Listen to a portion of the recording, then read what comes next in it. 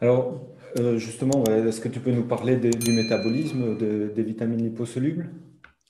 Donc, le métabolisme des vitamines liposolubles est Mhm. distinct en fait en fonction de chacune des vitamines, bien qu'on a des points qui sont conjoints, surtout par exemple au niveau du stockage ou au niveau du Mhm. transport sanguin, par exemple aussi, on a les mêmes transporteurs aussi. Mais concernant les voies métaboliques dans lesquelles ces vitamines liposolubles sont impliquées, donc c'est un petit peu distinct, bien que parfois on a certaines synergies entre ces vitamines liposolubles. Donc la première chose à comprendre, c'est que indépendamment du type de vitamine liposoluble, on a un stockage qui se fait à peu près dans les mêmes endroits, c'est-à-dire globalement au niveau du foie et aussi au niveau des tissus adipeux et des organes aussi donc à caractère lipidique.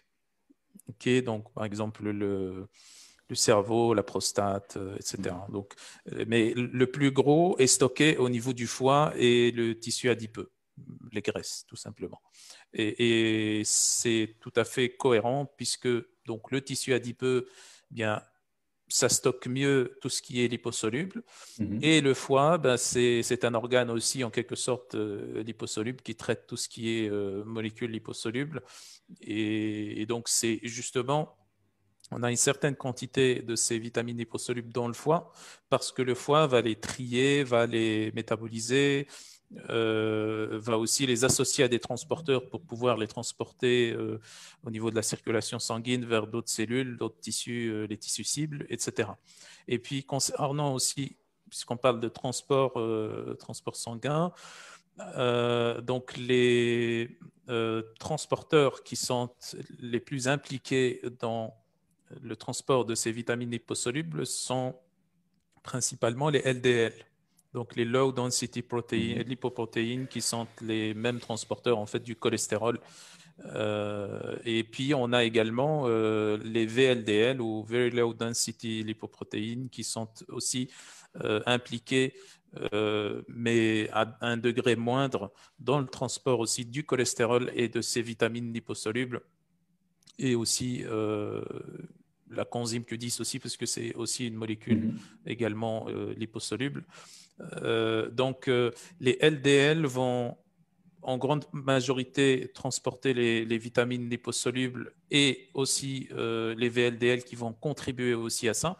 Et donc, ils vont les transporter vers les cellules cibles, vers les cellules ou les tissus où on a besoin, par exemple pour la vitamine A, bah, c'est à peu près dans tous les tissus parce que ça participe dans beaucoup d'autres.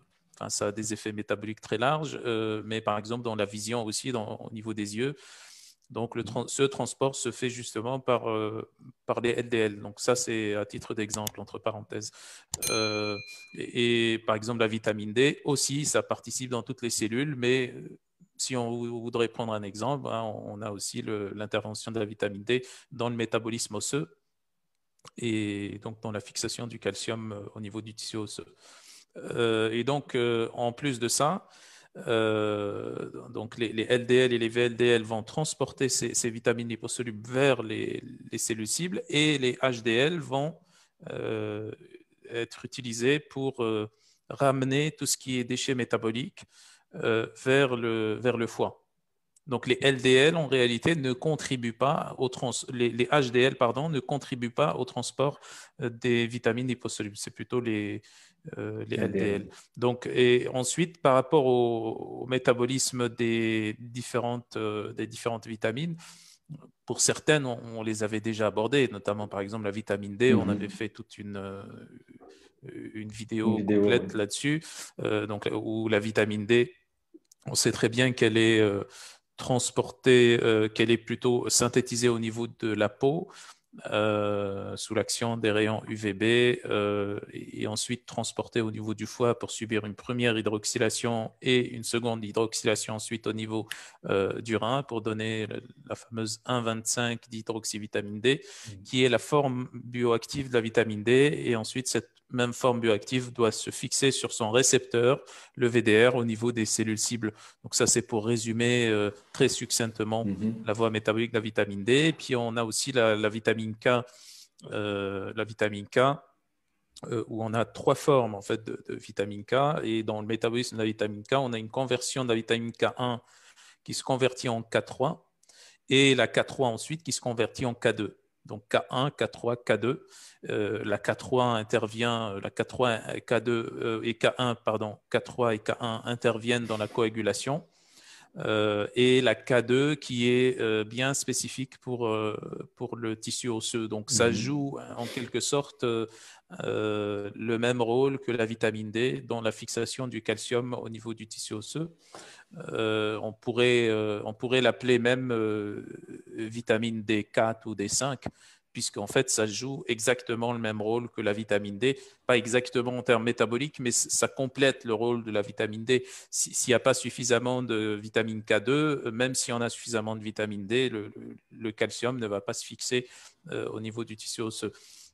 Donc, la vitamine K2 a cette spécificité d'action sur le tissu osseux, alors que les autres vitamines K du groupe K vont agir plutôt sur la coagulation, comme c'est déjà bien connu. Ce sont des cofacteurs dans la voie de la coagulation.